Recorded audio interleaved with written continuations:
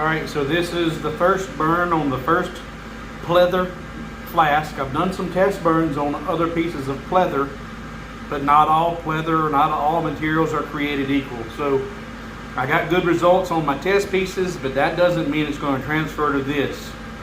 So this in effect is its own test piece because it's the first pleather flask that I've done. You'll have to excuse the noise because if the windows open, this stuff stinks when you cut. And air assist on top of the air purifier and the laser. It's noisy. My crosshairs are off. My framing is off. I haven't found the setting that I inadvertently switched. It's whenever you frame it, and by frame it, it shows you an outline of where you're going to be engraving. When you frame, it's supposed to be within those crosshairs. The crosshairs are doing an outline of where the frame of that project would be. But mine are off. Mine is framing by the laser itself, the nozzle inside that protective case. So if I hit my rubber band frame here, the nozzle is where my project should be. And that looks good to me. So unless something has inadvertently changed, and if it has, if this is off and goes awry, we're going to continue the burn just so I can see how this does, and it'll be a true test piece. But fingers crossed, this is actually going to burn clean, true, and be a nice finished piece. So fingers crossed, and here we go.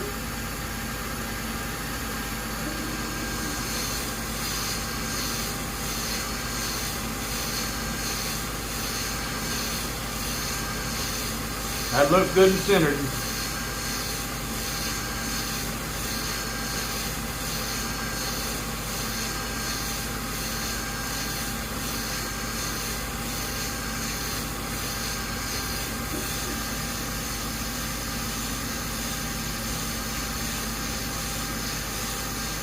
Did I say it stinks?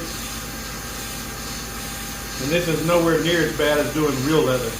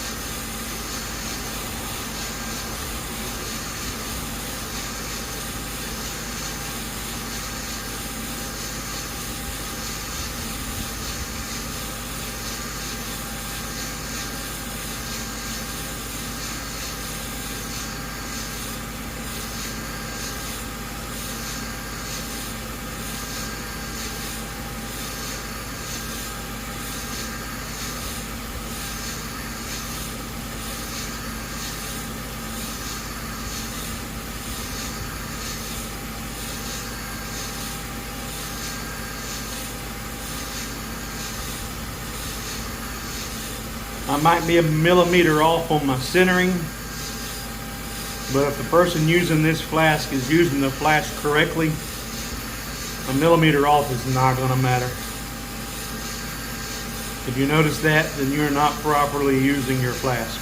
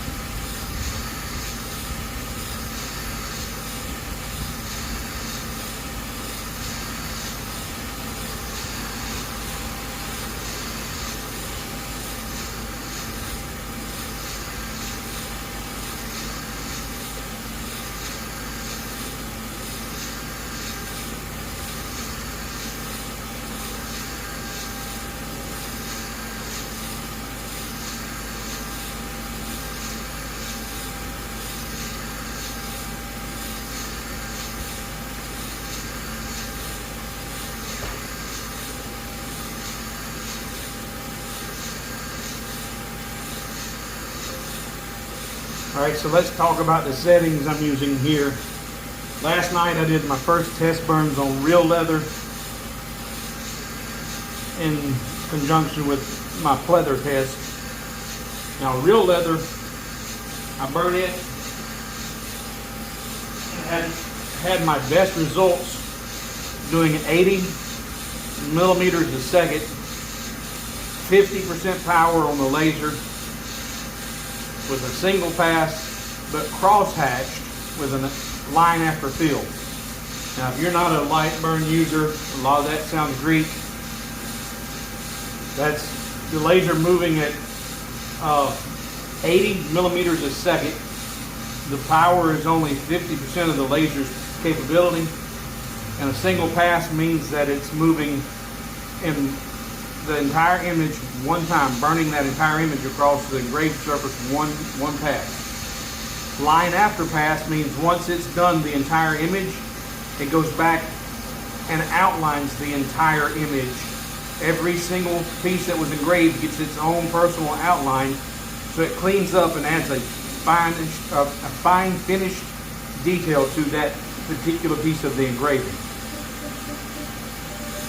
But then I found that on real leather, I got a better result using the crosshatch method, which is exactly what I just described, except it adds 2 passes. It's still technically a single pass of crosshatch, but it does the entire engraving like you just seen here, or you're seeing here, in a horizontal movement, and then it flips and does everything vertically. So technically that image gets engraved twice, and in a line after fill once it's completed the horizontal and the vertical.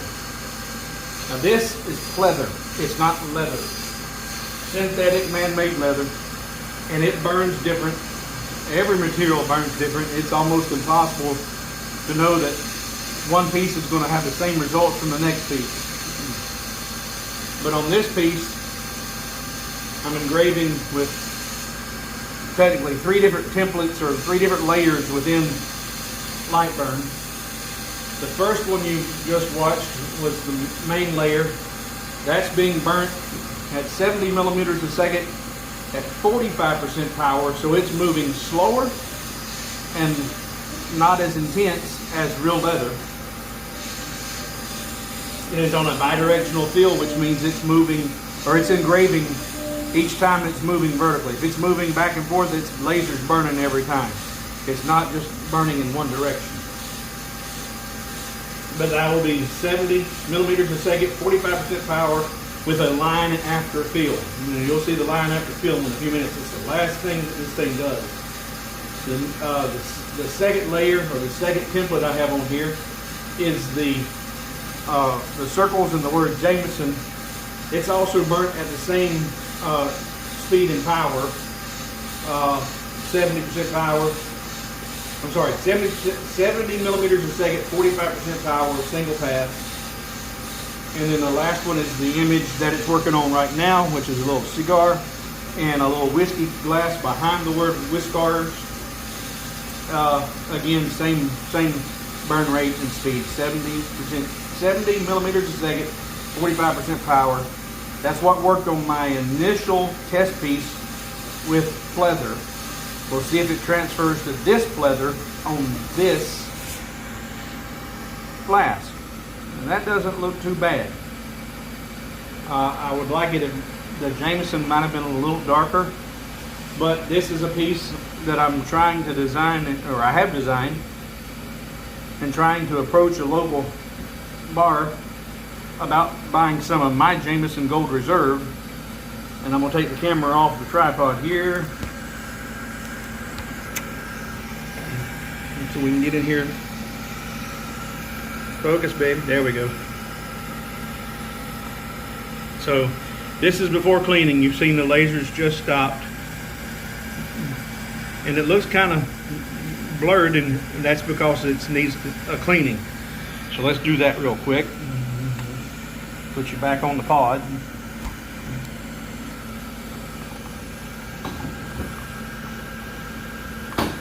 Now, my first step of cleaning, if you've seen any of my videos, with that wonderful, I keep saying duct tape. I don't know why I keep calling this duct tape, but it is masking tape. It's just regular old Scotch masking tape.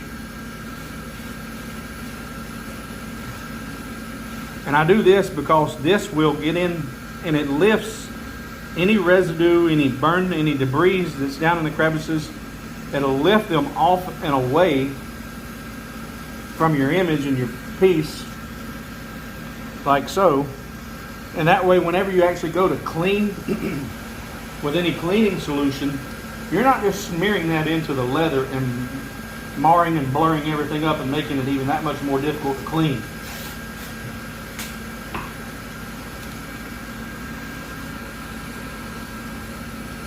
But this is looking pretty good.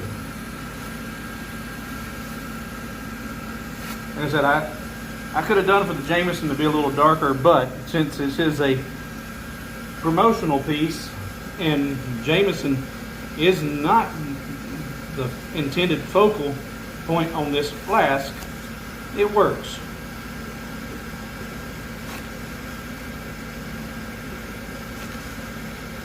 Guys, I don't know that I need to even use any other cleaner.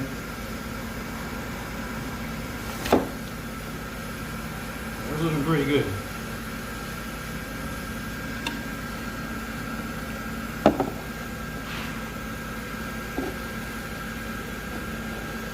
That is not their logo, so they may actually frown on it. But I didn't know what kind of issues I'd run into with any kind of copyrights of using their logo exactly as it was, since I haven't actually sold them on this idea yet. So I took the basic design elements of their image and added some of my own flair to it. Fingers crossed, things will go well. Thanks for watching, and please hit the subscribe button. If you've been watching any of my videos and found them at least entertaining, if not informative, because I've never intended for any of my videos to be informative, just simply entertaining, hit my like and subscribe button, and I appreciate it. It'll help me out a lot. Thanks for watching.